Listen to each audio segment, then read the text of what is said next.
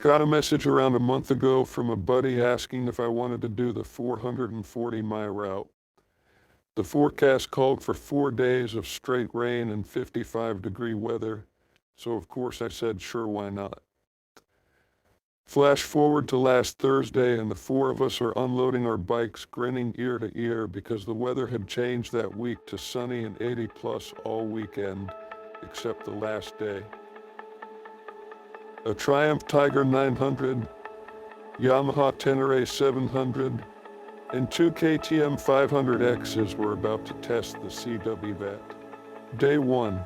Embarked from Marietta with plans to make it 150 miles before setting up camp for the night.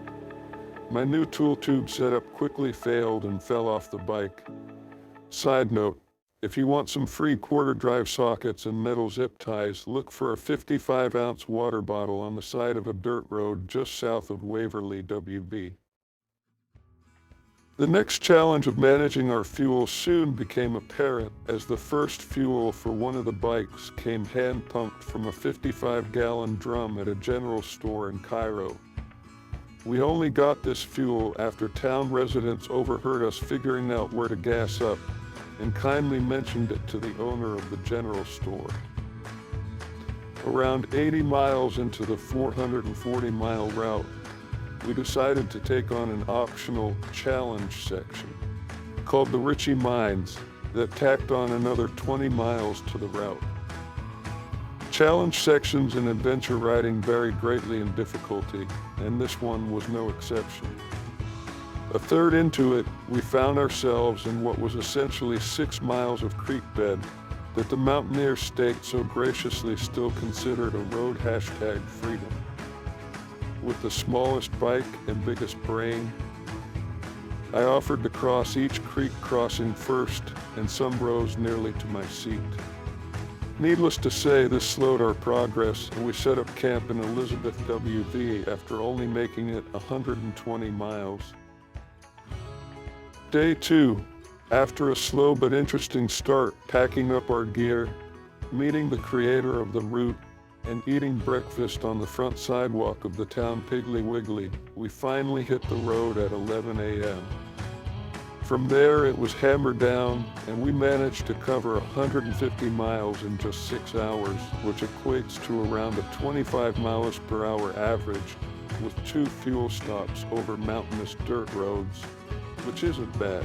This left us in the town of Sutton, which my first relative to immigrate to the U.S. from England played a major part in founding. The guys liked the nickel tour of the town, which included John D. Sutton's grave, the large Sutton Lake Dam, and the historic downtown area. After this, we opted for a motel stay, and at $50 a room and a patrolman parked out by the bikes, it really beat camping. Day 3.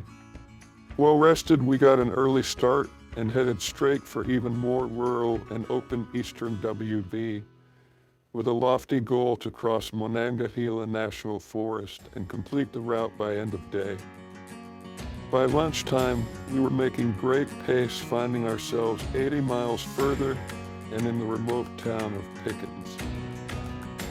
One of the bikes fueled up from the above-ground tanks, but this time more prepared with octane booster and a filter. After that, we all ate lunch at the Pickens General Store, where the store manager told us about the town and why she had come back to it after leaving. After Pickens, we continued east through mountains until we reached the town of Huttonsville, located in a huge flat valley. There we stopped for fuel and food at the small gas station and talked to a local sheriff about the ride. Southeast of Huttonsville, we began our crossing of Monongahela with wide open remote forest roads.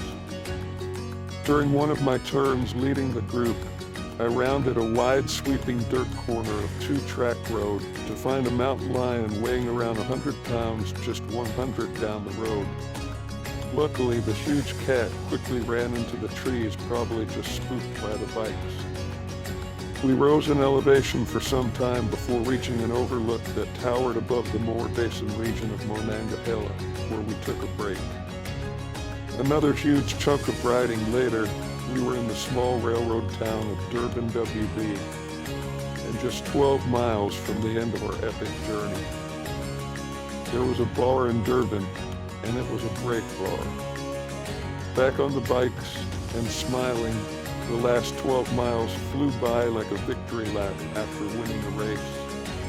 With an epic finish, all four of us jumped out of two track ruts, landing alongside US 250 at the WB border with VA.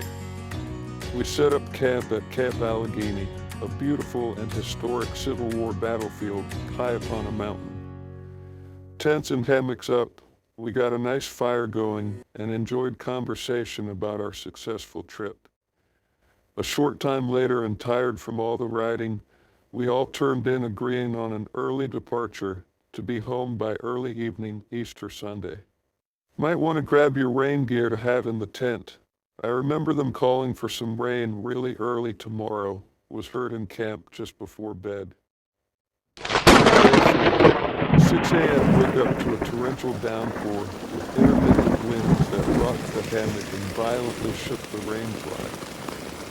It'll pass, I thought, and reset my alarm for 8:20, and at 8:20, it hadn't. I woke up and quickly got my rain gear on, slid the hammock's bug net open, and stood up out of the hammock. The rain was ice cold, and at 4,400 in elevation, what did we expect? Luckily, the other guys had just been waiting for movement and got up after hearing my feet hit the ground. Embrace the suck was the theme of the day, and we all readily accepted this fact. Making jokes and smiling through the suffer, we tacked up our gear with cold, numb, rain-soaked hands, only stopping for 30 seconds or so once every 5 minutes as huge storm gusts blew through camp. These are the days that make it an adventure ride. With gear loosely slammed on and tightly strapped down to our bikes, we made our way back, this time slabbing it on a 170 miles of pavement back to Marietta. Our rain suits did just enough to allow us to survive the frigid rain, traveling between 20 and 50 miles per hour on the mountain roads. We pushed on until reaching the same gas station in Huttonsville. The employees who thought we were nuts the day before now looked at us with their suspicions confirmed. We were nuts. We told a friendly CO about our ride and realized there's a huge jail in Huttonsville. 20 minutes after leaving the gas station, the rain finally stopped and we made it to a 4-lane highway. The ride back was a true test of our grit, a test we all passed. At one point during this, the song Walk of Life by Dire Straits played as if to mock me. The rest of the ride was a blur, which left me purchasing some motor oil and a countershaft seal kit. Back in Marietta, we made quick work of loading the bikes and climbing into our trucks, all leaving knowing we'd gotten away with another successful adventure ride.